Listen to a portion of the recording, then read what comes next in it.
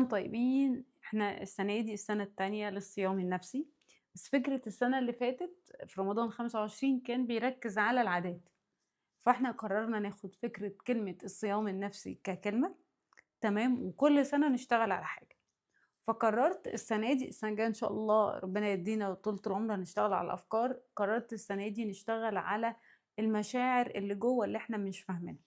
وهنشتغل عليها بالتكنيك المشاعر والأفكار يعني، بس السنة الجاية هيكون أكتر بقى على المعتقدات وتكوينها وكل معتقد تكوينه إزاي.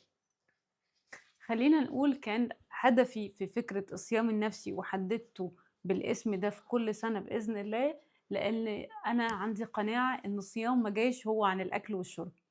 الصيام عن الأكل والشرب هو النوع البدائي من الصيام أو الصيام الفطري، صيام الجهاز الزاحف، عارفين عندنا 3 عقول، أوكي؟ فدي وجهة نظري دي قناعتي، إن الجهاز ربنا لمّا عمّم الصيام خصوصًا للمسلمين، لإن في الدين الأخير أو آخر مع آخر الأنبيا وآخر الرسل أو آخر الرسالات، فكان لازم نوع صيام يناسب كل أنواع البشر. فالنوع اللي هيناسب كل أنواع البشر هيبقى هو صيام العقل الزاحف، اللي هو صيام عن غرايزه، ألا وهو الأكل والشرب اللي هو الشهوات بالضبط والجنس، هو ده اللي الصيام عندنا في وقت فترات الصيام منعه، ومن الصبح بالليل اللي هو الوقت اللي هيبقى صاحي فيه، تمام، أو الوقت اللي هو هيبقى بقمة نشاطه، مش بالليل مثلًا إن هو خلاص مش هيحس، عشان نقدر ندرك أو نشعر بالصيام.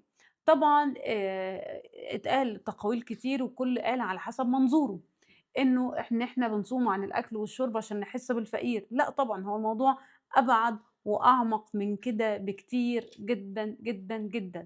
إن الإسلام لمّا نزل للعامة، نزل لكل البشر، نزل إن هو يناسب كل أنواع الناس.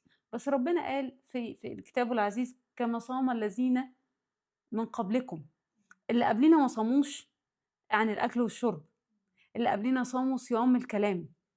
وفي عندنا قصة سيدنا زكريا لمّا أمره إنه يصوم 3 أيام عشان أخلّف ابن، مع إن مراته كانت عاقر، تمام؟ أسمى أنواع الصيام أو أتقلهم حتى إحنا بنعملها في ريتريتات هي صيام عن الكلام، يعني نتخيل إن الصيام عن الكلام، تمام، هو أعنف من صيامنا العادي، من الصيام اللي إحنا بنصومه، وتقيل جدًا وما حدش بيقدر يعمله.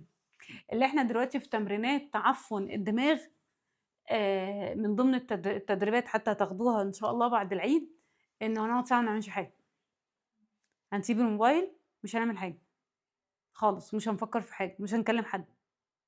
ده بيُقال إن هي من أعنف أنواع الصيام، وإن الساعة دي بتبقى أطول وأصعب ساعة بتمُر بيها، بس لمّا بتعدّيها ما بترجعش نفس البني آدم اللي أنت كنت تعرفه، أوكي؟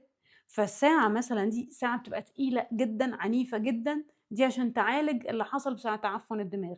الصيام عن الكلام إن سيدنا الشعراوي أو سيدي يعني، بما إني صوفية خلاص، إن أنا دلوقتي بعد حِكَم من عطاء الله، أنا كنت ما باقولش أوي إن صوفية سُنية، بس خلاص يعني بقى الموضوع واضح وصريح.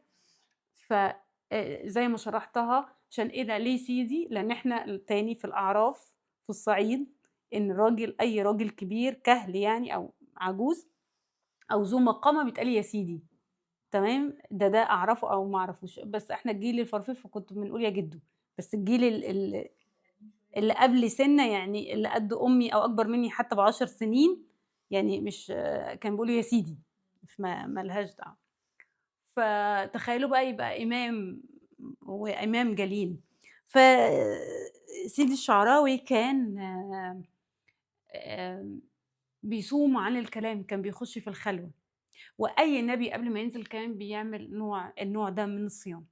فصيامنا نزل النوع ده من الصيام، اللي هو الصيام عن الأكل والشرب، ما نزلش بس عشان نحس بالفقير خالص، نزل عشان يعلّم العقل الزاحف الصيام عن الشهوات، عشان يدرّبه على المنع، عشان يدرّبه إن في توقيت، عشان يحسّسه بالوقت، عشان here and now دلوقتي والآن، عشان يدرّبه إنه يقول لأ، عشان يدرّبه إنه يُقف على انفعالاته النفسية، دي وجهة نظري أو ده تحليلي النفسي صيامنا، تمام؟ طيب لو أنا عاوزة أرتقي وأروح درجة أعلى، أخش بقى للصيام اللي بعده، العقل التاني، ألا وهو العقل اللاواعي. خلاص بقى أنا عاوزة أرتقي من البني آدم العادي لبني آدم متطور، فعملنا فكرة الصيام النفسي. الصيام النفسي الحالة النفسية والكوامن النفسية تكمن فين؟ في العقل اللاواعي. وهنا بقى هناخد 30 شعور. كان عندي حل من الاتنين ياخد 30 شعور زي ما عملت في أسماء الله الحسنى وعملت في اللي هو تحرير المشاعر عن طريق الطاقة، اللي هو البرنامج اللي هو هيبقى كمان شوية، واخليه كل يوم شعور. لكن لما عملته كده السنة اللي فاتت الناس كانت بتقع، أوكي، فأنا يهمني إن إحنا نفهم، فعشان كده خليته إن هو يبقى 7 أيام، وقسمنا كل نوع فيهم كل يوم فيهم على مجموعة من المشاعر بتخدم فكرة معينة، فبقى كل يوم في ال7 أيام دول مجموعة منهم، وفي الآخر هناخد كتاب يقدر يكون معانا.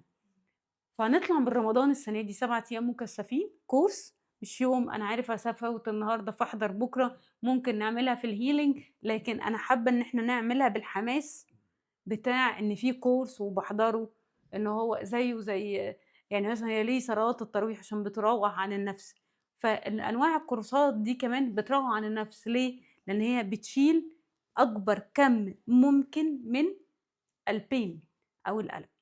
فالبرنامج هو قائم كالتالي، تمام؟ هيبقى اليوم الأول المحور فيه بتاع الهروب، ما تكتبوش أنتم هييجي لكم كنت زي بتاع قانون العقل الباطن، إلا لو عاوزين تفكّروا نفسكم بحاجة يعني أوكي، اكتبوا اللي أنتم عاوزينه sorry. اليوم الأول هو الهروب والإنكار، وأنا بالنسبة لي هذه هي اللعنة الأولى، أوكي، حتى هتلاقوني النهارده رابع يوم أهو رمضان، أوكي، على طول أنا بادعي إن أنا أشوف الحق حق، لإن أغلبية مشاكل الناس اللي باشوفها مش المشكلة في حد ذاتها، المشكلة الزاوية اللي بيشوف بيها المشكلة، اللي هو أنت جايبها منين؟ أنت جايب الكلام ده إزاي؟ أنت إزاي مش شايف الحياة كده؟ أنت إزاي مبرر لنفسك كده؟ أنت إزاي لاعب على نفسك ده؟ يعني الحياة أهي، الحياة أهي، ما فيش 2 يختلفوا عليها، ليه مش عاوز تشوفها؟ ليه بتقعد تبرر؟ ليه بتنكر، ليه بتهرب، ليه بتتجنب؟ فأول محور هنتكلم فيه وده محور كان مهم بالنسبة لي هو الهروب والإنكار، ودول جواهم 5 مشاعر: الإنكار، التجنب، اللامبالاة الزائفة، مش اللامبالاة اللي هو الزائفة اللي هو أنا مش فارق معايا وأنا جوايا أصلًا نار، أو أنا فصلت الفيشة، التبرير، حاجة اسمها الخضر العاطفي، أنا مش حاسس بحاجة، مش حاسس عادي، هو إيه اللي عادي؟ الموضوع ده ما فيهوش عادي، لأ عادي. فممكن نفسّرها سواء ربنا رمى عليَّ السكينة، لأ، في السكينة إن أنا حاسس بالموقف ومُدرك أبعاده ومتقبّله، ونزل على قلبي السكينة، لكن إن أنا مش حاسس بحاجة خالص ولا مُدرك ولا بافكّر ولا أي حاجة، لأ دي حاجة تانية خالص. فاليوم الأولاني هنكتشف الطريقة اللي بنهرب بيها من الألم، أنا والألم، أوكي، وهنعمل تمرينات نقدر نقول بيها أنا الألم ده باتعامل معاه إزاي. يعني الإنكار خلّينا نتفق بس إن في اليوم الأول إن الإنكار هو مش وسيلة من وسايل الكدب، هو مش كدب، لكن هو وسيلة من وسائل البقاء، يعني ولا أقصد أكدب، يعني أقول لحد أنت بتكدب، يقول لي أنا مش باكدب عليك، أقول له أنت المشكلة إن أنت مش بتكدب عليَّ، المشكلة بتكدب عليَّ وعلى نفسك، بتكدب على نفسك قبل ما بتكدب عليَّ. التجنب مش ضعف، هو محاولة للحماية، ودي نقطة مهمة جدًا لازم نركّز فيها أوي، إن كل مرّة بنهرب فيها من موضوع لازم نلاحظ اللي إحنا بنعيشه بدل الموضوع اللي إحنا بنعيش إيه، يعني في كل مرّة في ليك حدوتة أنت بتخش فيها بتهرب بيها من مشكلة، وكل واحد حدوتته مختلفة عن التاني، في واحد ألم، في واحد مرض، في واحد خناقة، تمام، في واحد مشكلة، إيه الحدوتة اللي كل مرّة بتهرب بيها من مواجهة؟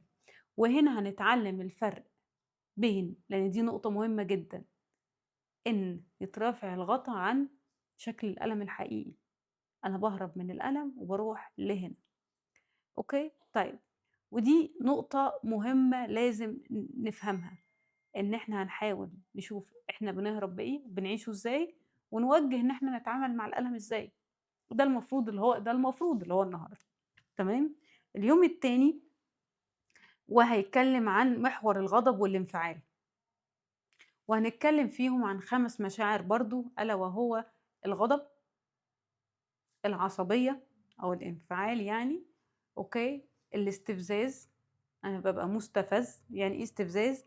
العدوان الصامت، أنت بس اللي بتحس بيه، يعني مثلًا عارفين اللي هو غُرِن على وشكلك من جوايا، اللي هو يخرب بيت القرف، ليتك ده العدوان الصامت، إيه هو شكل العدوان الصامت أصلًا؟ والحقد المكبوت، إزاي أنا أعرف إن كان عندي حقد مكبوت، أو إن أنا عندي حقد مكبوت؟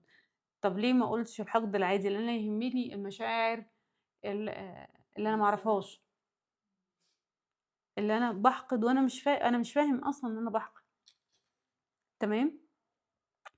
وزي دايمًا ما باقول الغضب غالبًا مش المشاعر الأولى، يعني مش هو أول الشعور، هو الغطا اللي بيغطي، تحت الغضب ده خوف، تحته عدم إحساس بالأمان، تحته ضعف تقدير ذات، تحته ألم، الغضب دايمًا مش هو الشعور الأساسي. وهنا نتعلم الفرق بين الانفعال وبين رد الفعل الواعي. الانفعال ده أنا عملت حاجة وأنا عملتها ليه؟ أنا ليه عملت كده؟ وأسبابه إيه؟ غير أنا باعمل كذا عشان أنا عشان يعني مثلًا أنا لازم أتكلم بصوت حاد أو لازم أنفعل أو لازم كذا عشان أعمل كذا، ده رد فعل واعي وحاسب نتيجته، لكن رد فعل أصل أنا لازم أعمل كذا وأنا مش عارف النتايج ومش عارف أتعامل معاها يبقى انفعال، تمام؟ اليوم التالت محور القلق والخوف، تمام؟ المحور ده عبارة عن بيتكلم عن القلق، الخوف، التوجس، الخوف من الفقد، والخوف من الرفض. إحنا كده هنبقى وصلنا ل15 شعور، تمام؟ وهنتكلم في كل واحد منهم على حدة وهنعمل تمارين ليه، لأن القلق مش دايمًا زي ما اتفقنا الناس اللي خدت كورس القلق، أوكي، مش دايمًا بيبقى عشان حرص، هو أكتر منه ودي اللي هنتكلم عليها اللي بيميل للمحاولة عن السيطرة، يعني مش هنتكلم عن القلق بالتفاصيل زي ما اتكلمنا عليه في كورس القلق، إحنا هنتكلم عن القلق الناتج أو القلق اللي هدفه إن أنا أسيطر، تمام؟ لإنه هنفُك التفكير اللي بيخلّيك تحس إن في كوارث، وإن القلق بيخلّيك تاخد قرارات سواء في العلاقات أو في الحياة مدمرة أحيانًا، بس كان كل الهدف فيها إن أنت تسيطر، يعني في ناس بتسيب علاقات أو ما بتروحش العلاقات عشان مجرد إنها مش هتقدر تسيطر عليها، وفي ناس تانية هتروح للعلاقات أو بتروح للعلاقات عشان حاسة باللاواعي إنها تقدر تسيطر عليها. وبعد كده هنروح لليوم الرابع وهو يوم الهزيمة الداخلية، شعور الهزيمة، واليوم ده هنتكلم عن برضه 5 مشاعر وهُم العجز، الإحباط، الاستسلام، فقدان الحافز، الشك في الذات، فهُم دول محور الهزيمة الداخلية. في اللحظة اللي بتحصل قبل ما تفشل لازم تكون عدّيت على محور الهزيمة، فيا إما أنت عايش على المحور ده، تمام، يا إما أنت قبل ما تفشل بتعدّي عليه فتفشل، لو أنت ما قرّبتش عليه مش هتفشل، هتعرف إن في لحظة قبل ما تفشل أنت فشلت، بس في دماغك. في لحظة أنت أصلًا قررت الهزيمة من الأول عشان ما تعملش مجهود، عشان الخوف من النجاح، بس أنا في مشاعر كتير كنت حاطاها بس ما لحقت يعني حسيت إن الموضوع بهوأ أوي، يعني كنت حاطة في كل يوم 9 لقيت إنه مش هالحق، مش هالحق أعمل حاجة، ماشي، فاليوم اللي بعد كده أو المحور اللي بعد كده محور تدمير الذات. أوكي، إيه هو محور تدمير الذات؟ هو عبارة عن 5 مشاعر تؤدي إلى تدمير الذات، ألا وهُم جلد الذات، الشعور بعدم الاستحقاق، الذنب المزمن، وطول الوقت حاسس إن أنا مزمن، شعور العار، والمقارنة المؤذية.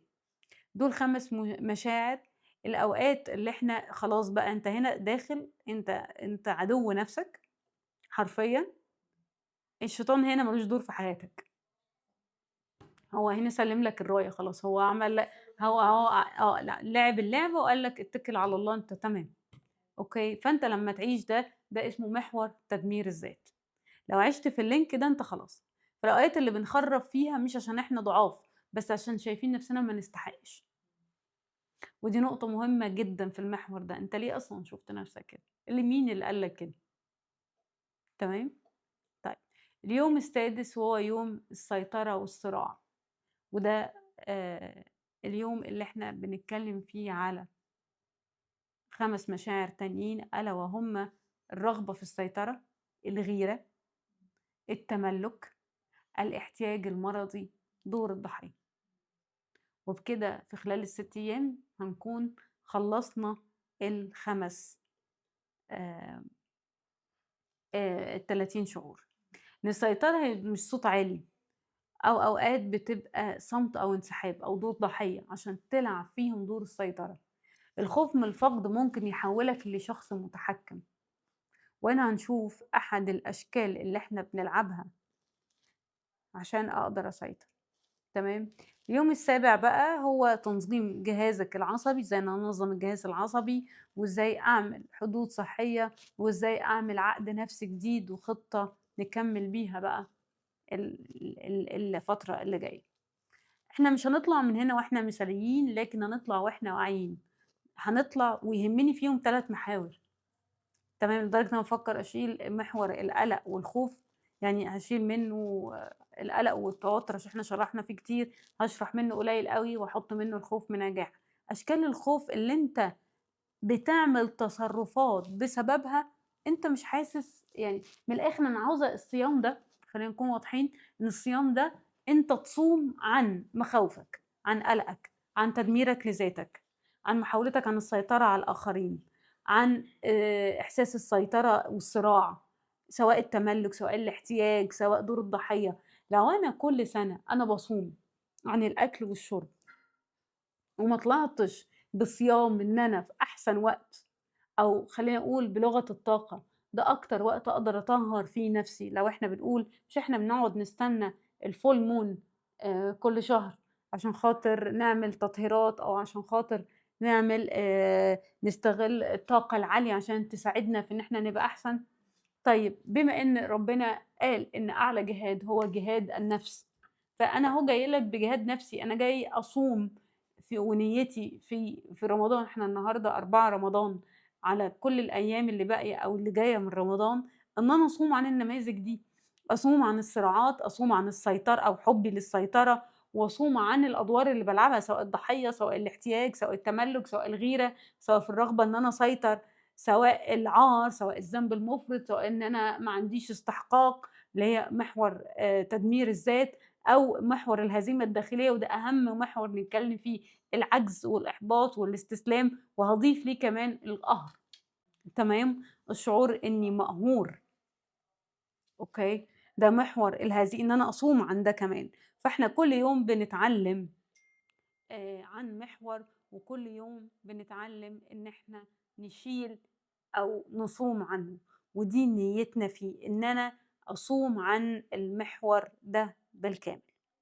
طبعًا زي ما قُلنا آخر يوم هناخد الخطة ونعمل عهد جديد، هنطلع ببرنامج نقدر نشتغل فيه في رمضان، وطول رمضان هنشتغل على الجروب اللي إحنا بنعمل يوم إحنا هنعمل كذا، هنشتغل على محور كذا، وهنشتغل على محور كذا، وفي كل يوم في محور هناخد شعور. محور الهروب هنمسك أول شعور هنتكلم فيه، وهو الإنكار. إحنا النهارده مش ناويين نكسر نفسنا، عشان في ناس بتقول أنا مش عاوزة نكد، مش عاوزة أكسر نفسي، مش عاوزة أتكلم كلام سلبي.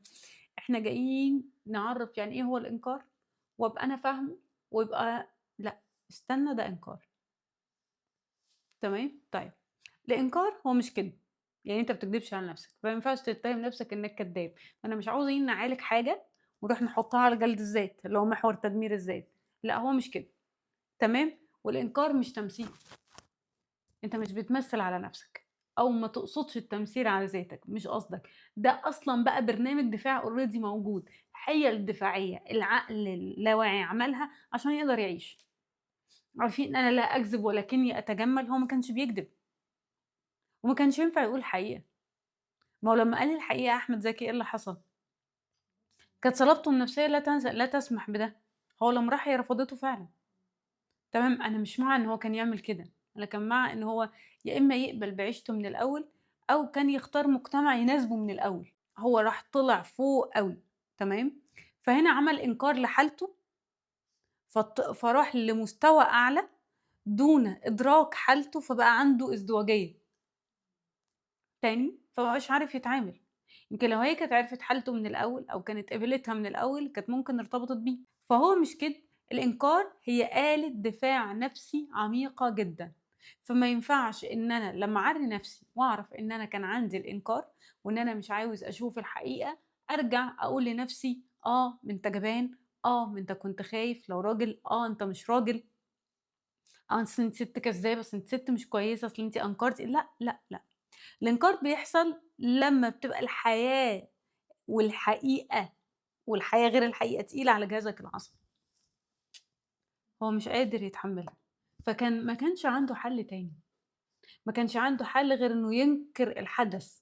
ففي حقيقة أو عيب فيك أنت ناكره، أو في أسلوب حياة بتنكره، زي فقدان أحد الأشخاص، أنت الناس بتبقى ناكراه.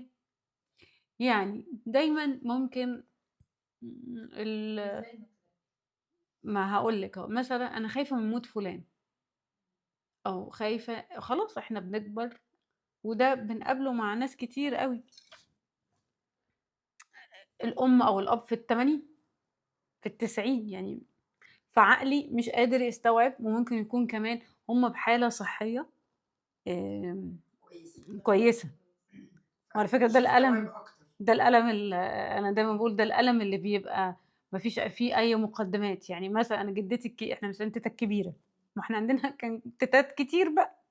فتيتة الكبيرة أوي، عارفين في مسلسل الكبيرة أوي، عارفين أنا كان عندي تيتة الكبيرة أوي وأنا صغيرة، اللي هي جدة جدتي، وتيتة الكبيرة وتيتة، ده بالنسبة يعني، فإحنا كُلّه بيقول لها تيتة الكبيرة. فالناس لمّا تيتة ماتت وأنا انهارت، أوكي، يعني انهارت قبل ما تموت، لمّا ماتت لأ، دي كنت في الجامعة، انهارت قبل ما تموت، هُم الاتنين ماتوا وأنا في الجامعة، ما هو الاتنين كان بينهم 3 سنين. هي يعني ال3 كانوا 3، 4 سنين، ال3 مشيوا ورا بعض يعني. فكنت باقول لحد سِت كبيرة، كنت عاوزة أقول له: "لأ، هي ما كانتش كبيرة، هي واعية وبتتكلم وصاحية ومش عجوزة، مش هي ما كانتش بتتحرك، يعني ما كانتش بس هي كانت واعية لآخر ثانية، يعني لحد ما روحها طلعت واقفة عارفة إيه أصلًا لحد قبل الأسبوع هي ماتت يوم عيد الأم." دي تيتة تكره الرجالة. فبغض النظر مثلًا مشهد بنتها بقى، أنا ليه حكيت لكم القصة دي. تيتة لمّا تيتة ماتت، هُم كانوا نائر ونقير، أوكي، عارفين أم وبنتها نائر ونقير، نائر ونقير، تنتن وتنتون، على طول بيتخانقوا مع بعض وعلى طول إيه، كأنهم 2 إخوات فوق راس بعض، وتيتة قاعدة عادي، واللي منهار في العياط جدي، اللي هو دي تبقى حماته، ويقول لها ويعيط ويصرخ وهي باصة له باستنكار، يعني أنت، وهو بيعيط ويقول الخير هيروح من بعدك، والناس بتعيط وهي قاعدة. أنا عمري ما شُفت أقوى من مشهد ده استنكار، وشُفت الcurve بتاع حياة تيتة لمّا تيتة آه، طَب ما ماما ماتت، خلاص بقى ما كانش في المنكش اللي رايح جاي والبتاع، وقاعدة لوحدها طول الوقت فوق، طول الوقت قاعدين سوا، بياكلوا سوا، سخّني لي، اعملي لي، كلمي لي، هُم كانوا صحاب أوي، هُم دايمًا أنا وأخويا وابن عمي وأنا ابن عمي على الغريب، هُم كانوا ده مبدأهم. ما فكان حالة إنكار للوفاة واقفة عادي، هي ما قدرتش تخش في الغُسل، يعني إحنا هي عشان هي طول عمرها كانت بتخاف، بس من ولا تحسّي إن هي مش مستوعبة إن ماما مشيت، أو دي حاجة عادية ما تمشي، وآثار الحزن ظهرت على السنين، كيرف بينزل، ده شكل من أشكال الإنكار اللي شُفته بعيني. جدي لأ، جدي عيّط وصرّخ وصوّت وعمل كل حاجة، ما في وإحنا كلّنا منهارين وهي بتبُص لنا اللي هو أنتم مجانين والّا إيه؟ ما هي سِت كبيرة ولازم تموت يعني، وده مش option يعني. كانت لازم يتزعل عليها، يعني مش من الستات اللي أنتِ لو قابلتيهم لازم تزعلي عليهم. تعالي أحكي لكم على حاجة، مثلًا دي قصة كانت عندي في الجلسات، واحد قالوا له مراته خلاص، خلاص الموضوع أيام يعني، فهو قعد جنبها سنتين مستحمل ومش عارفة إيه، في النُص حَب واحدة، كانت بنت معاه في الشغل فحبها واتلهى بيها وهو بيحب مراته جدًا، فكأن مشاعره هي دي ما كانتش حُب، هو فضل هو اللي بيأكّل مراته وبيخدمها وبيحمّيها وبيلبّسها و وبيعمل كل حاجة وكان بيقعد من الشغل عشانها وبتاع، بس مشاعره في النُص اتحرّكت لواحدة تانية، فجِه بيسألني قُلت له: "ده مش حُب، ده إنكار." إنكار، إنكار لوجع على اللي ماشي، لإن هو كان عنده جلد إزاي قادر أحب شكل من أشكال الهروب، إنكار للألم اللي هو فيه، إنكار للحدث اللي هو مش قدّه، مشهد من مشاهد الإنكار أنا في التحضير من كتر ما أنا بابقى عاوزة الموضوع more professional كنت أو في المذاكرة كان لازم أطلع الأولى، لازم أطلع الأولى، جيت وأنا في جامعة خصوصًا بقى في علم نفس فاكرين لمّا كنت باقول لكم بأجّل كل سنة، بأجّل كل سنة لدرجة إن أنا في 6 سنين تمام، طلع مش تأجيل، طلع مش بأجّل، ده كان إنكار لمشاعر الكمالية، إن أنا مثلًا في المذاكرة زمان من سنتين كنت باتوتر أوي ومش هاعرف أوي ولازم حد معايا ولازم حد يشرح لي ولازم تمام، يعني مثلًا وأنا باشرح ابن عطاء الله السكندري، أنا في حلقات فيهم عارفين اللي هو إيه ده عارفين اللي أنا عاوزة أخلّص إيه ده واو! أنا قعدت حضّرته، الناس فاكرة إن أنا محضّرة، أنا كان أعصابي وقعت، ده ورقي القديم. حتى في النُص وأنا باقرا ومصوراه وحاطاه أنا باصور الورق وأحطه على الموبايل، يعني أقرا منه. لا، لا، لأ، ساعات في النُص هاقول لكم تعرفوا لا، لأ، مش دي، يعني كأني باكلم نفسي في الأول، مش وأنا باشرح لكم لا، لأ، مش ده استنى أبسطها لكم، لأن أنا كنت كاتباها وأنا فيلسوفة زمان، فاهمين الsituation؟ طيب دي إيه حالة الإنكار؟ مش هاذاكر، مش قادرة، بُكرة، لأن أنا خايفة تمام، إن أنا ما أعرفش أشرح، فأنا بانكر الحدث كلّه. أوكي، فكان مثلًا تعالَ أقول لكم فاكرين لمّا قُلت لكم إن أنا كل واحد في الإنكار لينا سيناريو بيعيشه؟ من وأنا في ثانوية عامة، كنت دايمًا باتساب في يومين في حياتي، هتلاقوا دول للأيام لازم أتساب في عيد ميلادي، يعني أنا مرتبطة بحد باتساب في عيد ميلادي من وأنا في ثانوية عامة عشان كده من 7/2 ل14/2 دول عاملين عندي أزمات لحد 15/3 لو لاحظتوا إن إحنا بنحاول نمُط في العيد ميلادات لحد 15/3 الذروة بتبقى اللي هو من 7 ل14 وبعد كده بتبقى المشاكل كلّها لحد فين؟ 15/3 عشان أغيّر الأحداث دي في دماغي، بقية العيد ميلادات تتقسّم كتير عشان ما تبقاش آآ إن الأيام دي مرتبطة بأيام حزن، الأيام دي كانت أيام امتحانات نُص السنة، أوكي، أو أتساب في الليالي لازم أيًا كان اللي أنا مرتبطة بيه يا اتساب يا خناقة عنيفة، فاروح الامتحانات وأنا أنا كنت شخصية عاطفية اللي هي العاطفية المضطربة لأقصى درجة، فما باذاكرش وبانهار وبانام ويغمى عليَّ وما اقدرش أركّز ومش قادرة أعيش.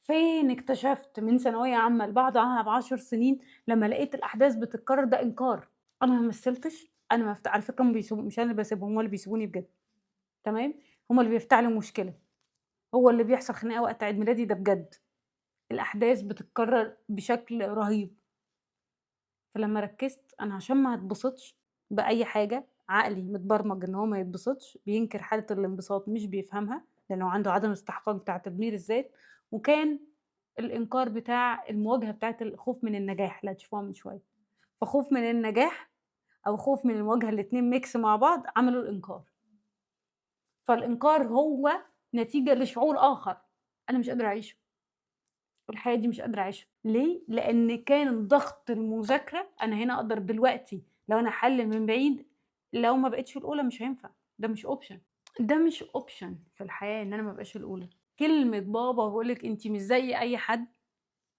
أنتِ كان عندِك نقيضين، أمي تكسير بس، واحد فوق بس، عارفين اللي هو بيربي إيجو بس، أنتِ مش زي أي حد، أنتِ مختلفة، وكان بيعرف يعيّشِك في ده، أنتِ تجميع ثقافات مع بعض، هو مين هيلاقي كده؟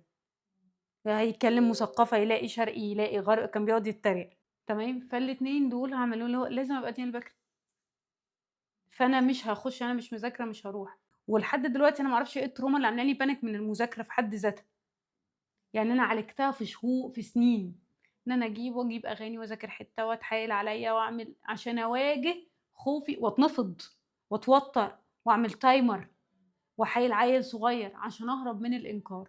لمّا ده حصل ابتديت أنا أحضّر مناهج علمية كاملة تمام، من غير ما أخاف. أنا كنت الأول شغّالة لمدة لحد 23 بطريقة تفتح المايك واللي ربنا يرزق بيه، تمام، لكن دلوقتي لأ، هو في منهجية.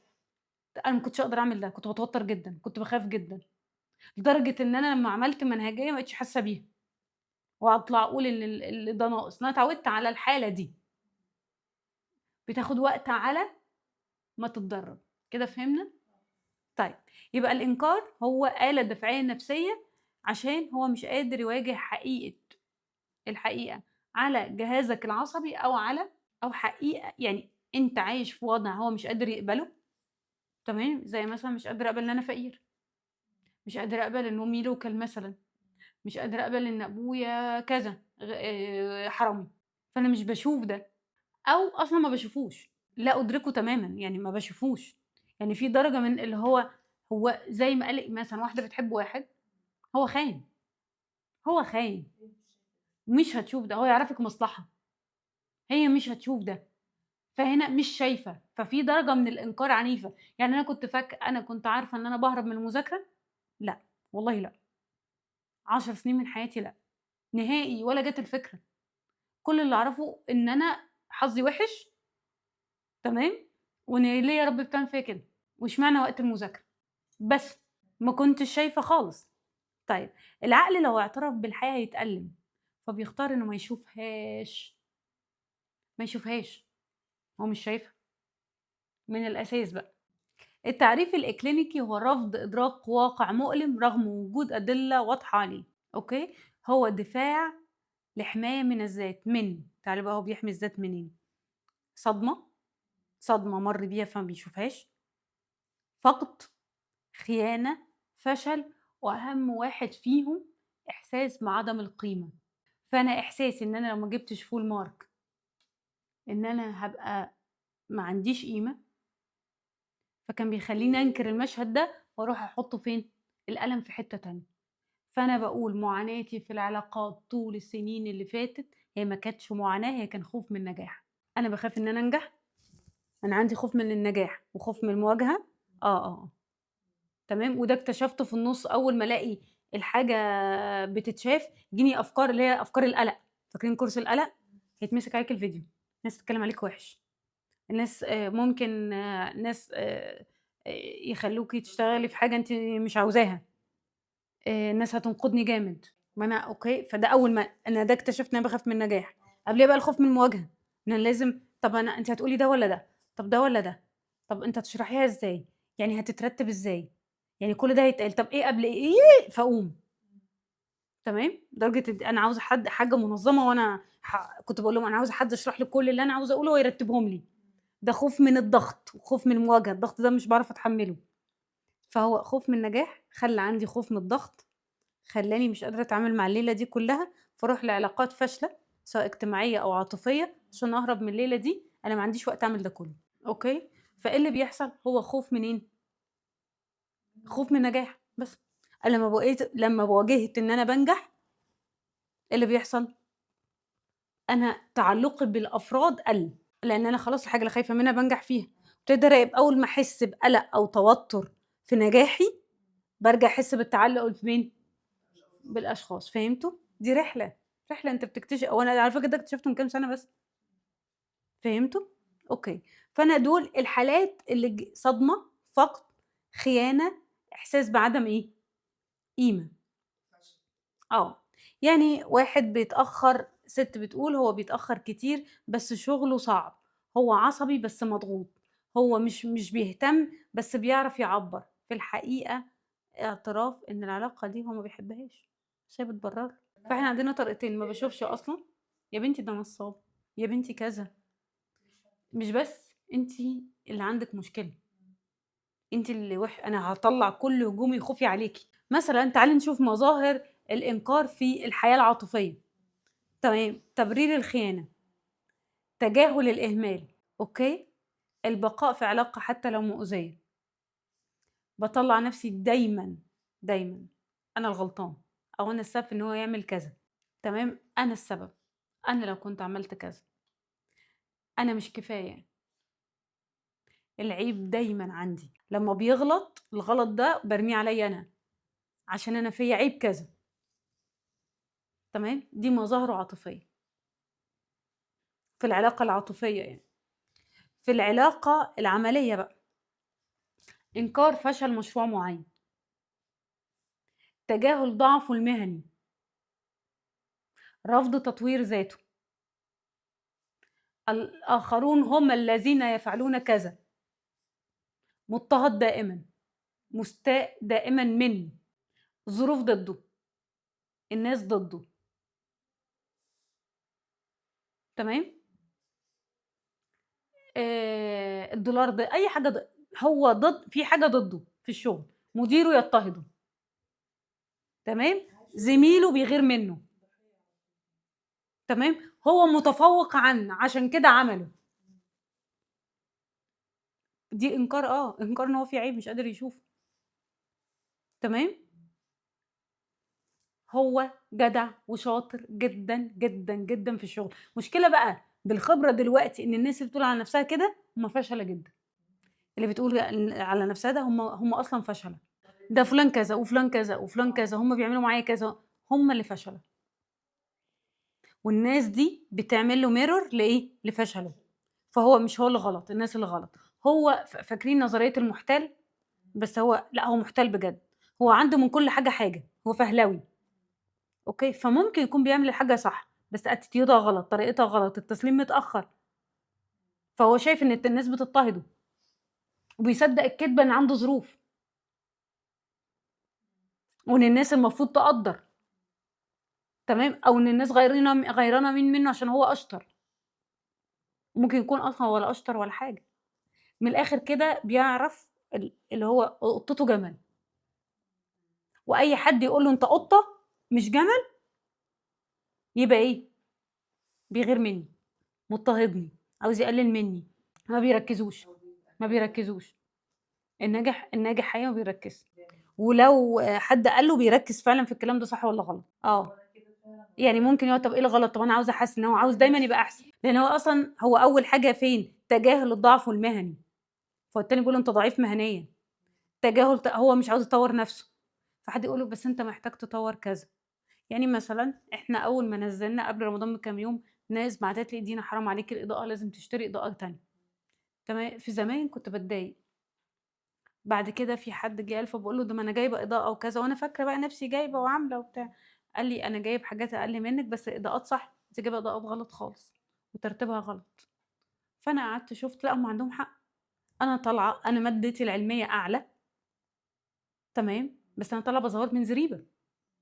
ال3 حلقات بتوع رمضان زريبه. هم السنتر بتاعهم اوضه وصاله، طالع كانه واو، وانا دورين، 5 اوض، مش عارفه اظبط.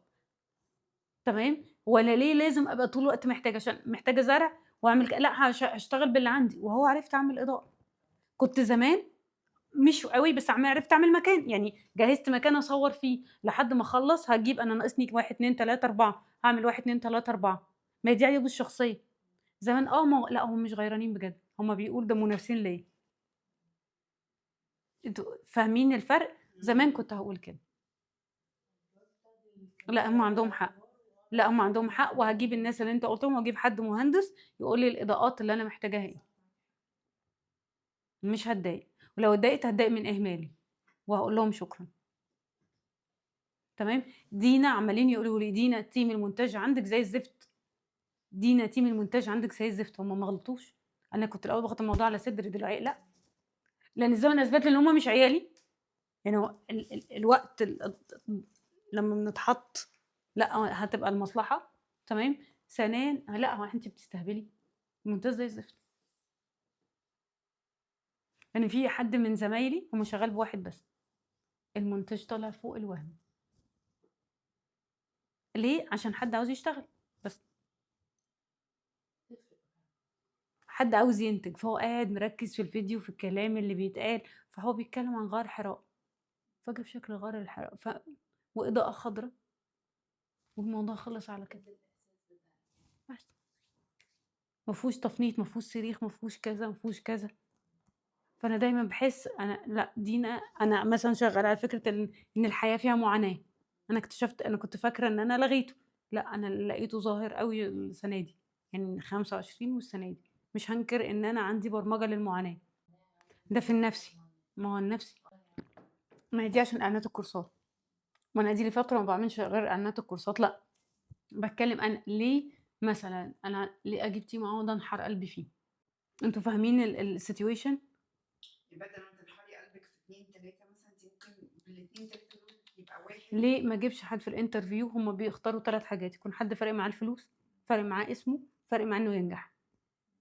هاتي ال3 دول وسيبيه.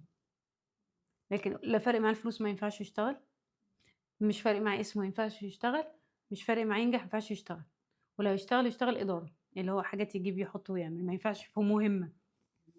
أنتم فاهمين؟ ما يبقاش، لأن دول أنتِ هتمشّيه هو خايف على اسمه، هو أصلًا خايف يتهزّق، هو وراه بيت، فعاوز خايف على أكل عيشه. مثلًا وراه حاجة. عندِك حق مثلًا، في والله لأ، في واحدة كانت عندها شغّالة معايا زمان، عندها 21 سَنة، هو كل الفرق معاها تغيّر موبايلها وتجيب عربية، هي عاوزة قبل ما تكمّل 22 سَنة يكون معاها عربية، فبتشتغل بإيديها وأسنانها عشان تجيب عربية. حد فارق معاه الفلوس فارقة معاه، حاسس بقيمتها، غير كده هترمي دراعه، يعني مش هامشي ما امشي، مش جاي تاني، مش هاعمل. فأنا ليه باختار الteam اللي يخلّيني في معاناة؟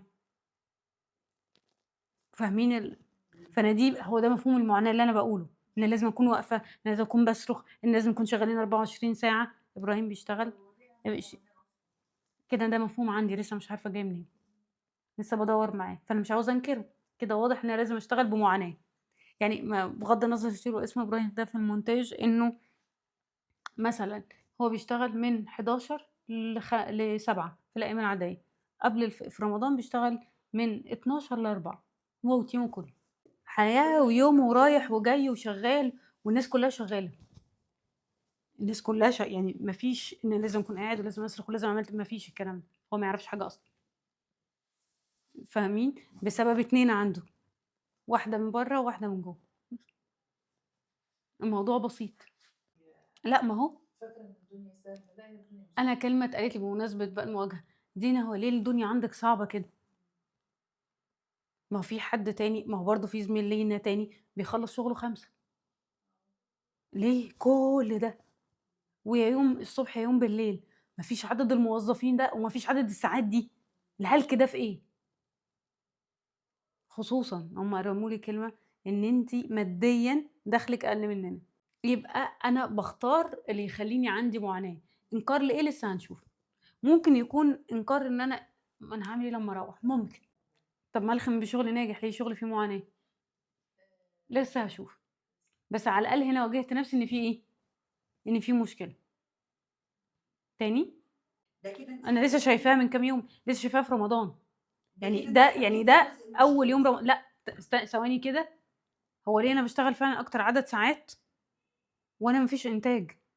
كلّهم مريّحين وكلّهم بيسافروا وكلّهم بيخرجوا وأنا عندي معاناة، مادتهم العالمية أضعف بكتير، مكانهم أصغر، إمكانياتهم كprestige أنا أعلى بكتير، يعني بفرق سنة ضوئية. عدم النهارده إنكارِك ده خلّيكِ. النهارده أنا لمّا تعبت قُمت لقيت الدنيا ما مشيتش زي خربت.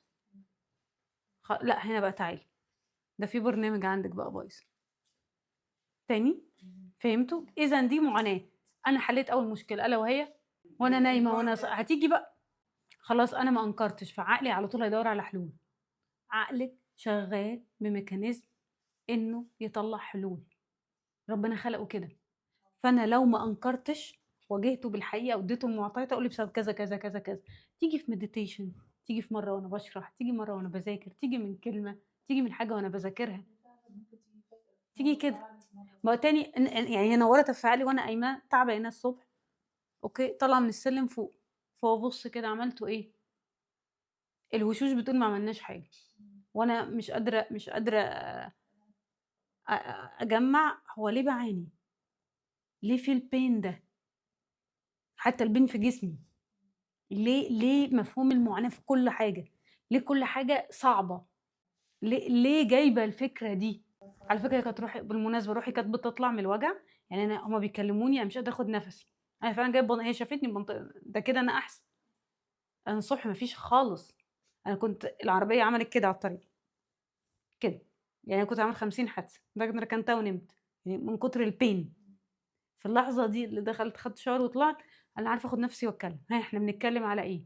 مش منطق من حجم الألم ده للألم ده، مش منطق. خدت مُسكِّن بس برضه مش منطق. أوكي، طيب نشوف بعد كده اجتماعيًا، أثر الإنكار اجتماعيًا، إنكار إن علاقة سامة، دي أختي، دي شقي، على فكرة دي بتستغلِّك، دي عايشة معايا صاحبتي طول عمرها، دي طول عمرها بتستغلِّك. طول عمرها بتعاملِك إنِّك قليلة، طول عمرها بتاخدِك على قد عقلِك، أنتِ بتحبيها عشان ما بتقولكيش لأ، دي نواياها ليكِ مش كويسة، باين إن في كذا، باين من تنبيطها، باين من غيرتها، باين من كلامها، إنكار، إنكار تام إن العلاقة دي سامة، إنكار كامل، على فكرة علاقتك بأبوك سامة، أنت المفروض تشتغل عليها، مثلًا العلاقة دي سامة، على فكرة علاقتك بكذا لأ أنت على فكرة ما ينفعش تبقى علاقتك بأبوك كلّها بُعد، كلّها تحدي، كلّها ضغط. لازم تحاول تقرّب، ده هو اللي فيه وفيه وفيه وفيه، طب وأنت ليه إحساس الندية مع الأب؟ أصل عمل وعمل وعمل زمان، طب ودلوقتي إيه؟ زمان، تمام؟ إنكار إن أنا بقى عندي صدمات أو فيّا عيوب هو دايمًا اللي وِحِش، طب ما دي بقت علاقة سامة، هو ليه لازم العلاقة سامة تكون من الطرف الآخر بس؟ ممكن تكون على فكرة أنت اللي بقيت سام، يعني هو المفروض يجيب لي وهو المفروض يعمل لي وهو مين اللي فرضه؟ مين اللي فرضه؟ ولو ما جابش يبقى وِحِش، فإذًا أنت في علاقة سامة، لأ أنا مش في علاقة سامة أنا ضحية. أوكي، لأ أنا مش في علاقة سامة أنا ضحية، فهو أنكر عيوبه الشخصية وعاش دور إيه، الضحية، فالعلاقة السامة عشان الناس فاهمة من كتر ما اترددت على السوشيال ميديا إن هي الطرف الآخر بس، لأ ممكن أكون أنا اللي سام، أنا اللي واخد مساحة أكبر من مساحتي في حياة الآخرين وأنا الضحية، تمام، تجاهل أي إساءات، ما هو باتجاهلها بقى، بافتكرها بعدين، يعني في واحدة تقول لي عمري ما أنسى ده في بتاع، بس أنا ما خدتش بالي، بس أنا افتكرت إن هو عمل فيّا كذا بعد سنة. قُلت لي: "أنا عارفة إنِّك مش هتصدقي." قُلت لها: "لأ مصدقاكِ عشان أنا كنت كده." إيه ده! هو كان قصده كده زمان؟ إيه ده هو كان ممكن تكون دي النية؟ ده أنا ما كنتش شايفة المشهد. في أو أحس بالموقف وآخد رد فعل بعد 5، 6 شهور، أنا برضه كنت الشخص ده. يعني هايدي عملت موقف، باسكت، حاسة بيه بس باسكت. بعد 6، 7 شهور، سنة آخد action. مش عاوزة أعرف هايدي، مش عاوزة أتعامل معاها. ليه؟ عشان عمل كذا من سنة. فمش logic، فممكن أقول ممكن ما أقولش. تاني على ما قررت عقلي، فاكرين لمّا قُلنا الإنكار هو موجود عشان يحافظ على بالضبط، تمام، استمرار في بيئة مستنزفة وبافضل فيها اجتماعيًا، عشان ما ابقاش لوحدي، يعني ممكن أكون في عيلة مستنزفة وأفضل في قلبيهم، أو ممكن أكون أنا بالعب دور المنقذ ومش عاوزة أوقّف، هو هنا المشكلة مش في العيلة، المشكلة في دور المنقذ اللي أنا عاوزة ألعبه. نهلة أنا هاجيب لِك النهارده اللحمة، لأ يا هادي وأنا معدية هاجيب لِك كذا، بس تعالوا كلكم عندي وأنا هاعمل لكم كل اللي أنتم عاوزينه، لأ أنا هاجي معاكِ عند الدكتور، فأنا اللي بالعب دور المنقذ، فبعد شوية بقيتوا أنتم اللي تطلبوا بقى حق، هاتي لي كذا وكذا وكذا، واعملي كذا وكذا وكذا، وهاتي كذا وكذا وكذا، فأنا بقيت باعمل أكتر من المطلوب مني، ولو بطلت أنتِ ما بقيتيش تحبيني، هو أنتِ فارق معاكِ، هو أنتِ كذا، هو أنتِ كذا، هو أنتِ كذا، فبقيت في إيه، في عيلة مستنزفة. تمام، في بيئة كلّها استنزاف، زي مثلًا مجموعة من الأصحاب أول ما تبقى في مشكلة تيجي وتقعد وتعمل وتطلب وأول ما تبقى حالتها مستقرة أنتِ مش موجودة برّه حياتها، فتتوجعي أوي، أمّا تيجي أصل هي غلبانة وبتحبني وما لهاش حد غيري، أصل وأصل وأصل، فبتحسي لمّا تبقى إن أنتِ ولا حاجة، وأفضل في البيئة دي ما باعرفش أقول لأ، يعني لمّا تحتاجني تمشي أقول لأ، وأحط بقى حرام عشان كذا، عشان كذا، ما باعرفش أحط حدود، اللي هو لأ أنا وقفت معاك مرّة و2 و3 أنا وقتي أولى بيه. أنا صحتي أولى بيه، أنا حياتي أولى بيه، في ستات ممكن تيجي على عيالها أوي. أنا أعرف ست كانت، أنا باقول لك كانت بتلف حوالين أصحابها طول اليوم، دي مش عارفة بنتها بتتجوز فتنزل تجهّزها، دي بتفرش، دي عاملة عزومة فتروح تساعدها، فتروح تخلّص الشغل وبعد ما تخلّص الشغل تروح تساعد أصحابها، ولا واحد وقف جنبها، هي غريبة عن ولادها تمامًا، ولادها طلعوا ما يعرفوهاش، ما يعرفوهاش، ما عندهمش ما لهمش ذكريات معاها، هي متخيلة إن عيالها خلاص عارفين السن اللي هو بيعرف يسخّن لنفسه، اللي هو 11، 12. عارفة بالضبط، مش البيبي، وهي البيبي كانت بتسيبه مع حد، يعني كانت جدته. فلمّا بقى في سن ال11 ال12 اللي هو طلّع الأكل، ما أنا عاملة الأكل في التلاجة، طلّع سخّن وكلوا، ما هو جايين من المدرسة، فتقعدوا تعملوا الhomework فأنتم مش محتاجينّي. ما كانش عندها استيعاب مثلًا، أو إن هي لازم تتواصل مع ولادها، إن يكون في حياة حميمية معاهم. هنا كان إنكار لإيه؟ المسؤولية. للمسؤولية، هي خايفة تتحمل المسؤولية، وعندها احتياج شديد إنها بالقبول، جسديًا بقى أعراض، بيبقى صداع مزمن مش مفهوم. بسبب الإنكار، لإن في حاجة بتنِش جوّه إن في حاجة غلط، تن، تن، تن، تن، توتر عضلي دائم. طبعًا، طبعًا، الفيبروميالجيا مش عارفين لها أي سبب عضوي لحد دلوقتي، من كتر تحميل أو تهنيج الجهاز العصبي، لإن هو من عنده إنكار في كذا، وعنده إنكار لكذا، وعنده إنكار لكذا، وعنده إنكار لكذا، يعني جديد، يعني فاكرين دلوقتي فكرة إنه أو منتشر ما بقاش في رجالة، عارفين الجملة دي؟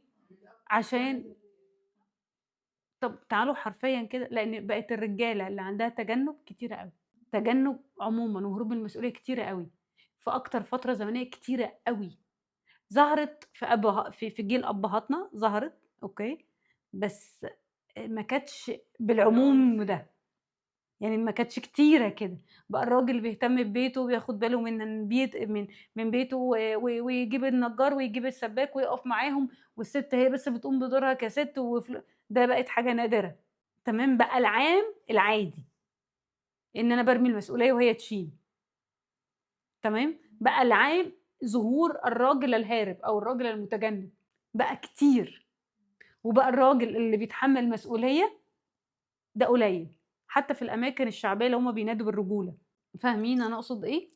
بقى الshow بس، أوكي، طيب ليه ليه ده ظهر كتير؟ عشان حد لعب دور المنقذ وحد لعب دور الهارب، وهارب رَبّى هارب، فبقت هكذا، فدايمًا نسمع ما أنا أبويا كان كده، أنا عيلتي كلّها كده، ما بيتحمّلوش المسؤولية، فهو من جوّه حاسس بالإنكار، فتعريفه عن نَفْسه إنه مش راجل كفاية، تعريف عن نَفْسه أنا ضعيف، تعريف عن نَفْسه أنا مذلول، تعريف عن نَفْسه أنا مش هاقدر أواجه الدنيا لوحدي، تعريف عن نَفْسه أنا باسيب مسؤولية وهي اللي بتتحمّلها، تعريف عن نَفْسه إن هي أقوى منّي، فكل ده عمّال إيه، عمّال ينخر جوّه، ونفس القصة لو الست هي بتشتغل، أنا باشتغل طول اليوم، أنا عيالي محتاجينّي، أنا مش باعرف أتعامل مع عيالي، أنا ممكن أكون عشان فكرة العيال مش عارفة أتعامل معاهم، مش عارفة أتحمّل مسؤولية، باهرب بأي قصص تانية، تمام، مشاكل في الشغل، مشاكل مادية، علاقات مع أصحابي، فأنا حاسس بالتأثير وحاسس إن أنا مش قادرة أتحمّل مسؤوليتهم، ففي تَك، إزاي؟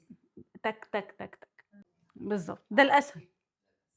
وأفرّغ فيها ألمي، مش باجيبها سليمة، يعني أنا مش باهرب في حاجة اتبسط بيها، لإن أنا عشان عندي جلد ذات خفي، مش باجيب حاجة اتبسط بيها أبدًا، هي دي المشكلة، إن الإنكار ما فيهوش انبساط، فباجيب حاجة تأذيني بس عارفة أتعامل مع الأذى، ألم مستساغ، التاني ألم غير مستساغ، ودي النقطة المهمة جدًا النهارده في الإنكار، إن أنا باهرب وباعمل إنكار، بس بألم مستساغ، ألم عارفة أتعامل معاه، لكن التاني ألم مش عارفة أتعامل معاه.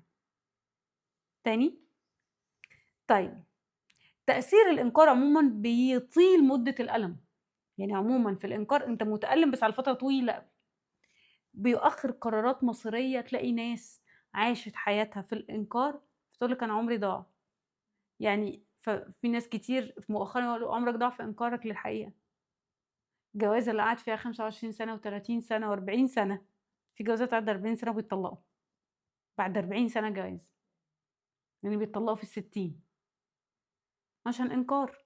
لأ، فكرة إن حد فيهم كان بينكر عيوب التاني، ينكر عيوب التاني، ينكر عيوب التاني لحد ما فاض بيه خلاص، بيوصل بيّا أنا مش هاعيش أكتر من عيشته، يعني اللي جاي يطلّقها هو جاي يطلّقها، هي ما كانتش عاوزة تتطلّق، هو طول الوقت شخط ونطر، طول الوقت لازم أنفّذ أوامرها، طول الوقت مسيطرة، هي اللي صلّحت البيت وهي اللي وقفت مع العيال، وهي من غيرها ما كنتش أقدر أجوّز العيال، من غيرها ما كنتش أقدر أعمل كذا، ومن غير بس أنا طول الوقت حاسة إن أنا مش راجل، خلاص تعبت، مش قادر أعيش بقية حياتي كده.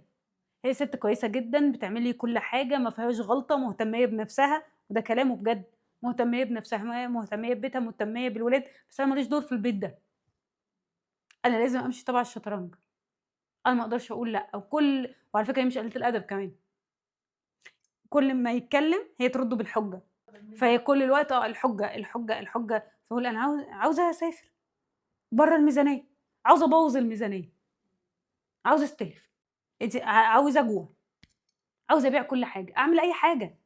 مش لازم أمشي بالنمط وبالمسطرة وبكل حاجة وإن كل حاجة صح، وطالعة. طبعًا هي طالعة من القصة دي إن هي حاسة إيه، إنها مظلومة، إنها ضيّعت حياتها عشانه وعشان ولاده، فهمتوا؟ ده عشان ما قعدش من الأول إن هو مش حاسس إن هو راجل في بيته، وهو بيقول لِك 40 سَنة عايش حزين، جواز 40 سَنة، 40 سَنة عايش مقهور. بنستخدم الإنكار لإنه بيهدِّد صورتنا عن نفسنا، دي بقى شكل تاني من الإنكار، أنا باستخدمه ليه؟ أنا باني أنا ضاحك على نفسي وباني صورة معيّنة وأنا عارف إنها كدب، فاكرين النرجسي؟ أنا عارف إنها كدب، أيوه ما أنا هو من أنا كتر ما باكدب الكدب مصدقة أنا شاطر جدًا، لأ أنا بافهم بسرعة، لأ أنا عارف كل حاجة بسرعة، لأ أنا باعرف أعمل كذا، بس أنا مش عاوز، أصل أنا باعمل كذا بس أنا مش قادر، أصل أنا ممكن أعملها في أي وقت، زي ممكن أبطّل مخدرات في أي وقت، ممكن أبطّل مش عارفة إيه في أي وقت، باقول مثلًا أصل أنا شاطر أوي، أصل أنا حلو أوي، تمام، صورة، فإيه اللي بيحصل؟ باعمل إنكار عشان ما اهدّدش الصورة دي، يعني أغلبية الناس اللي شُفتهم ظلموا في حياتهم تعريفاتهم عن ذاتهم إن أنا قد إيه حد طيب، ده حتى أنا باقول في كلمة شهيرة كده لمّا حد يقول لك عرفتها الخازوق، أنا هو ليه ما يبقاش في ناس طيبة كده زينا؟ الواحد ما يبقاش لاقي ناس كويسة، ناس هُم يقولوها والموضوع انتهى، عمري ما أذيت حد، هو أصلًا أذى البشرية كلها، يعني مثلًا من اللي خلّاني آخُد بالي حد مؤذي للغاية، 2 جُم صُدفة ورا بعض.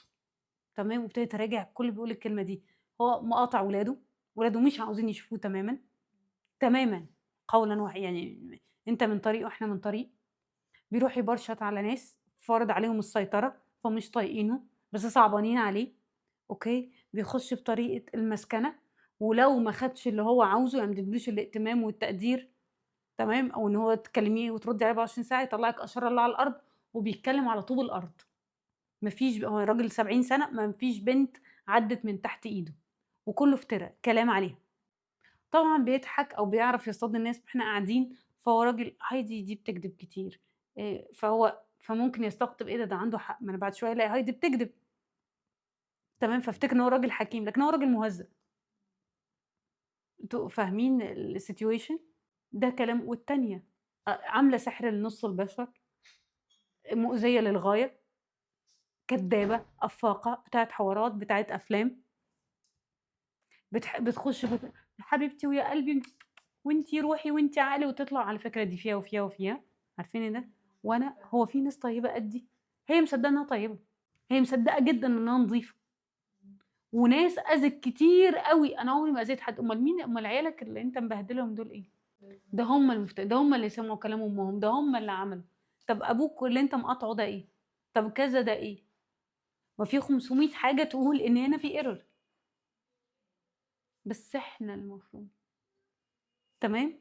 طيب بيهدِّد إحنا بنعمل إيقاع عشان بيهدِّد إحساسنا بالأمان، مش أنا وهايدي كويسين، بس هايدي ممكن تكون عندها نوايا أخرى، مش مهم دلوقتي، بس على فكرة ممكن تكون طمعانة فيك، مش مهم، هايدي ممكن تكون بتوقّعك، بتسليني، مش مهم، بتريحني، بتس بالضبط، بتسلّيني بتهديني، بالاقي حد أخرج معاه، بالاقي حد أخرج معاه.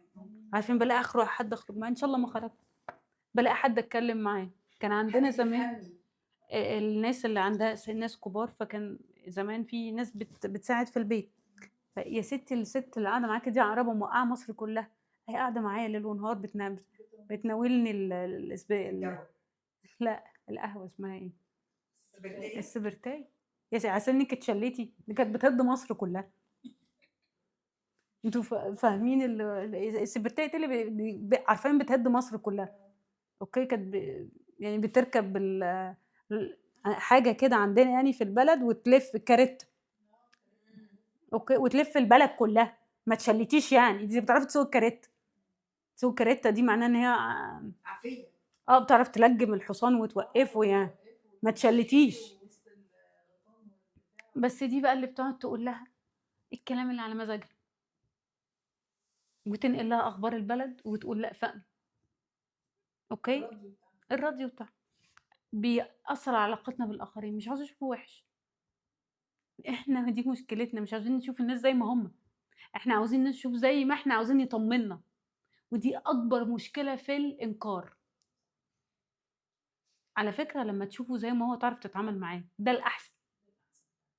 تاني أقول لكم الجملة بتاعة وائل جسار، حبيته لمّا عرفت عيوبه، إن أنت بتحب حد هتعرف إن أنت بتحبه إمتى؟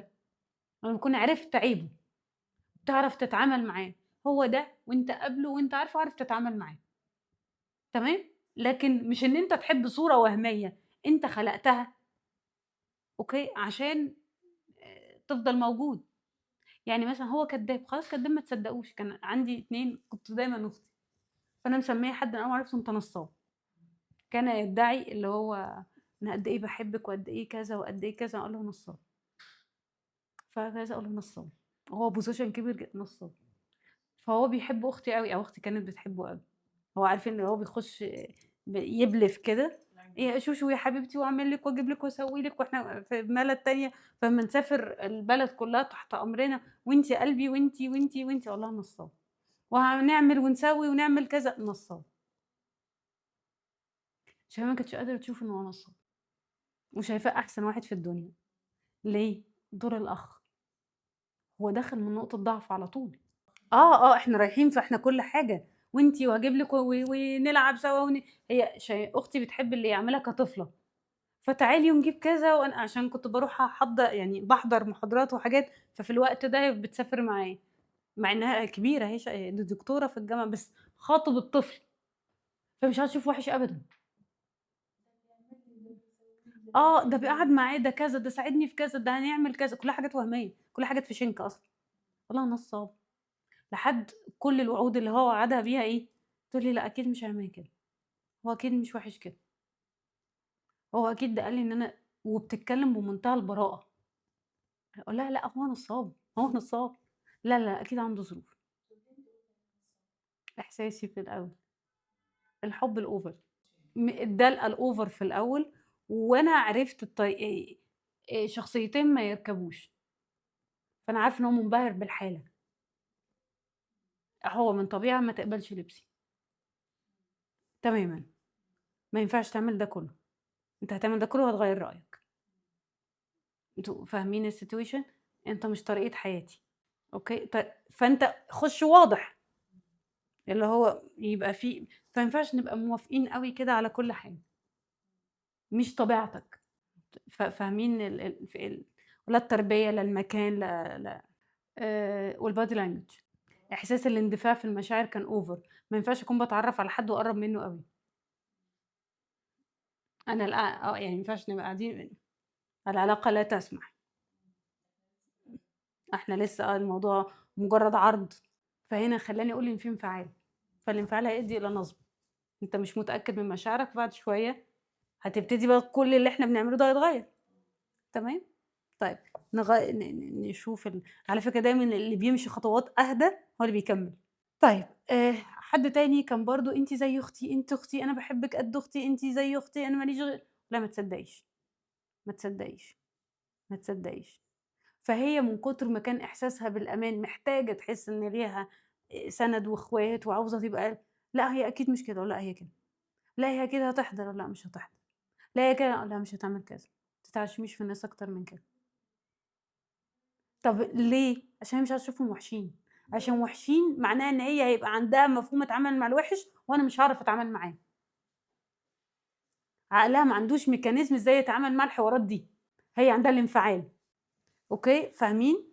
يعني أنتِ عندِك بتعوّضي ده بالشك، هي بتعوّض ده بالانفعال، أنا قوية أوي، فعلى طول أي حد يهدِّد عندها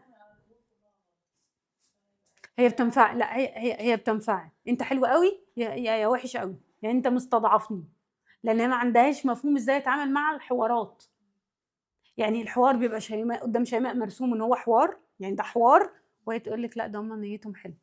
والله طفله، هي طفله مش عاوزه تشوف الناس وحشه، لان ده هيخليني افكر باسلوب وحش، وهي ما عندهاش الميكانيزم ده، ما بتعرفش ده بجد. مش قادره تستوعب ان ممكن يكون في ناس وحشه لا هو اكيد ما فيش ناس وحشه، أصلاً. ما بتقولش ده، بس انا اللي بحلله، هي ما بتقولش ده. انت حلو وتحبني، مش احنا كنا وقعدنا وانت قلت لي كام ايوه ده اللي وحته. انا اقصده، ان هي لها ما بت... بالظاهر اللي قدامها اه ده اه اه كويس اه فانا كويس فانت وتتوقع تمام. منه بقى كتير، تتوقع اللي هي هتعمله، وده اللي بيضايقها، ده اللي بيعمل لها كل شويه تروما. يعني احنا مثلا المفروض احنا هنقعد لوحدنا، فانت المفروض تحضري معانا ليله راس السنه، انت ازاي مش هتحضري؟ انت مش هتحضري وتسيبيني لوحدي؟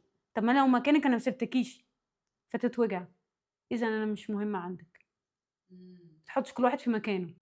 يعني ما عندهاش حته ان دي اصحاب سفريه، لا ده مش اوبشن. احنا لحم كده، احنا مع بعض، احنا قاعدين طول الحقيقه. حسيت دي كانت اول امبارح، لا احنا ما عندناش الاوبشن ده. احنا بقينا خلاص، ما اتولدنا مع بعض، بس امتى مش مهم، بس احنا تمام. هي كده.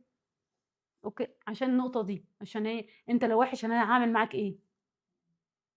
هي مدركه ده، لا هي تسمع ده وهتهزقني بس عادي. لا بتزعل. اوكي ليه؟ لان هي ما تربناش في اتيتيود يقول لك افعل ولا تفعل. لا ما تربناش في اصلا فلا انفعالات. انت كنتي بتاكلي وتشربي وتنامي وتذاكري. حدود البشر مش معاكي، لان انت ما طلعتيش بره البيت، طلعتي بره البيت في الجامعه. فالجامعه دي كانت فلتت بقى خلاص، يعني انت تك تك تك تك تك من يوميها تك تك. لكن غير كده احنا ما فيش حاجه اسمها نخرج، مفيش حاجه اسمها نروح مول لوحدنا، ده مش اوبشن. فالجامعه انت رحتي بقى اول فيزز وكلها ما عرفتي، ما فهمتيهاش كمان، وده الابشع ان هو كله ما اتفهمش، هو ماشي بنفس الاتيتيود. هو ليه اللي بيقولوا الناس النيرد مش بتعرف تتعامل مع الناس؟ لان هو ممكن يكون هرب بالمذاكره ليل ونهار من التعامل مع البشر، شكل من اشكال الانكار. تاني كده فهمنا؟ اوكي طيب، عشان نحافظ على استقرارنا النفسي، مش احنا تمام؟ نهله بتحبني، نهله كويسه، بتغير مني؟ لا. نهله بتقلدني؟ لا. نهله عاوزه؟ لا. يا ستي نهله عندها، هي ست كويسه وكل حاجه، بس عندها مشاكلها النفسيه. ممكن تكون عندها مشكلة، يعني ممكن تكون بتحبك وبتغير منك، ده يخليني اشغل دماغي، ممكن اتعرض لألم، ممكن اتضغط، لا مش عاوزة. تالت حاجة الإنكار هو محاولة للبقاء. التمرينات اوكي دي هتجيلكوا النهارده. يعني اول حاجة هنكتب الحقيقة الغير مريحة، انا بشرحها عشان هي لما تجيلكوا تمام. هنكتب 3 جمل بتحس انك مش مرتاح لما تقولهم بصوت عالي، ما بقبلهمش، زي انا مش مرتاح في علاقة دي، انا خايف، انا مش سعيد مثلا. جمل انا بهرب من ان انا بقولهم واقولهم عشان افرغ ده بصوت عالي، انا اتضحك عليا. اكتر حاجه كنت بهرب منها علاقتي بحد، ان الشخص ده ممكن يكون بيضحك عليا، والشخص ده مش زي ما قال لي. اوكي كانت ست، فوقفت بصوت عالي، دينا انت اتضحك عليكي، كنتش قادره اقولها، دينا اتضحك عليكي، دينا اتضحك عليكي. وكل هروبك ده كان ايجو، ان انت ما تطلعيش مغفله. لا حبيبتي انت مغفله، كل ده انت مغفله، يلا بالشفا. بس مش عشان العلم هنا بقى في حته بقى، في حته عشان الناس امبارح قلت اصل الطاقه فيها، لا استنى مش العلم اللي كان فيه. انا شديت ستاره بايدي وانكرت كل اللي انا اتعلمته، تاني ما شفتوش اصلا. يعني الناس تقول لي وانت بتقعدي تحللي لغه الجسد بتاعه الناس، لا الحقيقه انه لا، بس لما احتاجها برجعها زي فلاش باك. وسنسور شغال قدام، بس ممكن ما يكونش شغال دلوقتي مش محتاجاه. تاني تمرين، هنقف قدام المرايه يقول انا شايف الحقيقه، ولاحظ الاحساس جسمي ايه اللي حصل فيه. انكارنا بالحقيقه بيبقى ظاهر على وشنا. يعني انا متاكده علامات السن اللي ظهرت ما كانتش بس بسبب نقص الميه او بسبب العمليه، لا هي كانت نتيجه لحزن كبير اتشال لمشاهد انكار. وانا جايه الصبح سايقه في لحظات الضعف، فشريط الذكريات بيعدي كده، بقول انا اتحملت كل ده ازاي؟ عارفين اللحظة دي اللي هو كل ده أنا شِلته إزاي؟ وده بيحصل مع لحظات الpain، يعني لحظات إن ما فيش مستقبل، تمام، المستقبل مش أو في حاجة، فبييجي لك كل اللي فات، فقُلت علامات اللي كانت ظاهرة أنا عندي حساسية شمس، يعني أنا دلوقتي وشي عاوزة أقطّعه، أوكي، بس أنا اللي باقول إن وشي وكل حاجة ممكن تعاد برمجتها، ليه ما تعادش؟ اللي خلّاني عاملة control إن الكيس ما فرقعش لحد دلوقتي، ما أنا منطقيًا كان لازم يفرقع من بدري، عشان أنا مش عاوزة أموت، لكن لسه في معاناة، فأنا شايف الحقيقة ونراقب جسمنا. التمرين التاني، جسمي بيتشد إمتى؟ يعني إيه بيتشد إمتى؟ في لحظة كده باحس بطني شدِّت، أو عضلاتي شدِّت، أو أنا اتشدّيت، ابتديت آخُد بالي منها مؤخرًا ساعات الناس بتخش جلسة مالِك، هو ما فيش، م بس في فكرة دارت في دماغي، خلّتني مشدودة، عارفين اللي هو تحس إن هو أنت مشدود وأنت مش مشدود، يعني عصبيًا، أنتِ فهمتيها ممكن يكون ترجمتها عصبية، تحسّي إنِّك مشدودة، جسمِك مشدود، تحسّي فيها حاجة غلط، باحس الناس داخلة أنا وشي flat، أنا مش عارفة أضحك، يعني ممكن يقولوا إفيه في الجلسة أنا مش قادرة أكُوب معاه، مش متنشنة؟ زي متنشنة، جسمي مشدود، آه. وشي مشدود، مش عارفة أضحك، مش عارفة أنفعل، كإني حاطة botox في وشي، وآخد وقت على ما أفُك، أنا أقدر أقول دلوقتي إمتى جسمي يبقى مشدود وأنا تعبانة، أو في جسمي infection أو بانام وباحاول أفوق، ده على شكل جسمي، بس الحقيقة بتبقى قبليهم فكرة جلد ذات رهيبة، يا قبليها بيوم يا الصبح. أوكي، التمرين اللي بعد كده تمرين السيناريو البديل، لو استمر وضعي كده زي ما كان سنة هاعمل إيه؟ واكتبي النتيجة المتوقعة بدون تجميل. أي وضع أنا بانكر فيه، أنا حاسة إن أنا بانكر فيه بعد سنة، بس دي مثلًا ده حدث هي شربته بعد سنين إن هي يعني ما لكيش حاجة عندنا، اقعدوا معايا مش عاوزة أقعد، العيال ما يعرفوهاش، زي ما هو بوضعه زي ما هو، وأنتِ منكرة زي ما أنتِ، يعني أنا بانكر إن أنا مش باشتغل أو إن أنا ما باواجهش الشغل أو ما بادّيش أكتر أو إيه اللي هيحصل بعد سنة؟ زي الوضع اللي أنا فيه. طب أنا مثلًا ظروفي المادية تسمح بده؟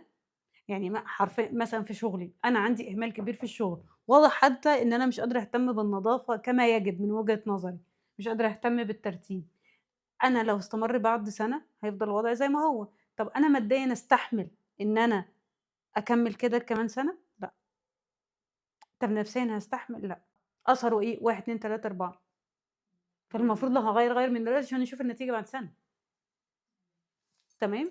طيب تمرين الفرق بين تفسير والواقع، طيب هنعمل عمودين مثلًا ده عكس تمرين القلق، هنا بنحط فرضية غير فرضيات الإنكار، مثلًا هو ما اتصلش، تفسيري على طول أول كلمة هاقول إيه؟ أكيد مشغول، هنا باستخدمها في الحاجات اللي باعمل لها إنكار، مش باستخدمها في الحاجات اللي فيها already قلق فازوّده، فاهمين الفرق؟ دلوقتي أنا مُنكرة إيه؟ الحاجات اللي بابرر فيها، تمام، فأنا الواقع إيه؟ هو ما اتصلش، تفسيري معلش مشغول أكيد بيعمل حاجة تانية، تمام، طب هو فعلًا مشغول والّا أنا مش من أولوياته؟ فأنا أحطه في الأولوية المناسبة، لو أنا عندي نوبات شك ما باعملش ده، هو بيحبني أوي، أوكي، إيه دليلي على كده؟ عشان هو بيقول، بلح، أنا الفلوس اللي معايا هتفضل. أوكي، الفلوس اللي معايا هتكمّل كمان سَنة، هي فعلًا هتكمّل والّا أنا بانكر؟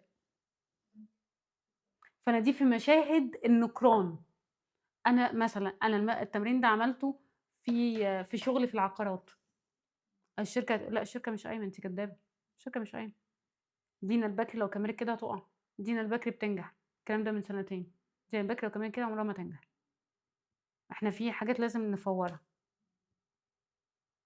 ما هو أنا بانجح، ما هو بانجح في فرق ما أنا كده بنكبر. بس ممكن أكبر وأنا في فيتامينات ناقصة فشعري بيُقع، بس أنا كده باكبر، مش هيُقف نموّي، فاهمين الsituation؟ مش بانجح، هو كده في حاجات هتكبر بس ده مش النجاح، تمام؟ تمرين قرار صغير، هنختار موقف واحد واضح وهناخد خطوة بسيطة نعترف بيه بالحقيقة، لأ، ده أنا مش من أولوياته، لأ، فلوس معايا مش هتكمّل، لأ، ده أنا مش ناجح، مثلًا في كذا، لأ أنا باهرب بكذا، لأ أنا باعمل كذا. هنا كمان أنا كاتبة لكم مكالمة، حد، سؤال مباشر، أنا عاوزة أسألِك هو إحنا هنسافر الشهر الجاي والّا لأ؟ بس أنا خايفة تزعلي.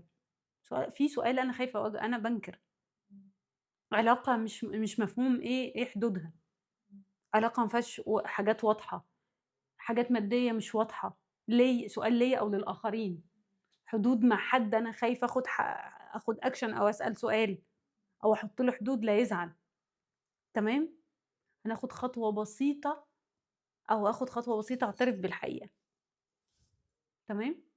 على فكرة إن أنا أكون مُعترفة مثلًا في شخص أنا فاكرة إن أنا في مكانة A، لأ أحسن لي أعرف مكانة C وما أبقاش مُهزّأ، تمام؟ وأوكي C ده ما يقلّش منّي، لأ لازم أحُط على نفْسي الsituation ما أقلّش من مستوايا، الفكرة لا أقلّل ولا أزوّد، وهو B فيعاملني أحسن، لأ لازم أفضل على category B عشان ما يبقاش اللي بيعملوا عليَّ فضل، فأنا أشوف إن هو حاجة كبيرة وأنا المفروض أكون في مكانة تانية، أشوفها مضبوطة، تمام؟ مثلًا واحدة صاحبتي أوكي هي مش أختي، هي مش من أولوياتي، هي مش عشان حصل عندها أزمة فعاشت معايا ليل ونهار في الأزمة دي، فإذًا حياتها تفضل كده، أنا هنا مش شايفة الرؤية صح، فاهمين الفكرة؟ هو الأزمة وبعدت وهترجع حياتها، طب أنا كنت في الوقت ده أنا إيه بالنسبة لها؟ بس الطبيعي إن عندها هي الشخص ده أولوياته إيه في الحياة، الشخص نفسه، ممكن يكون ولا بيته ولا عياله ولا حياته، ممكن يكون أهم حاجة عندها نفسها، أو ما عندها تلعب دور الضحية، أولوياته فين وأنا أحط نفسي مع أولوياته، وده لا يعني إن أنا كده، في ناس مهمة جدًا في حياتنا ذو منصب وذو position بس هُم في G في حياتنا مش لازم يكونوا A، طب ده بيقلل منهم؟ لأ، وكده إحنا عملنا التمارين، الخلاصة إن الإنكار بيحمينا من الألم اللحظي، لكن بيفضل ألم مستمر طول العمر، ودي الكلمة اللي هتفضل تقولوها لنفسكم طول الوقت، عشان هو أنا جاي تشيل لي مظاهر الإنكار، تمام؟ الوعي بالحقيقة مش بيكسرنا، هو بيدينا فرصة إن إحنا نقرر، غير كده إحنا هنفضل متساقين والنتيجة لده عمره بيضيع. إحنا نوقف النهارده لحد كده وإن شاء الله بكرة هنشرح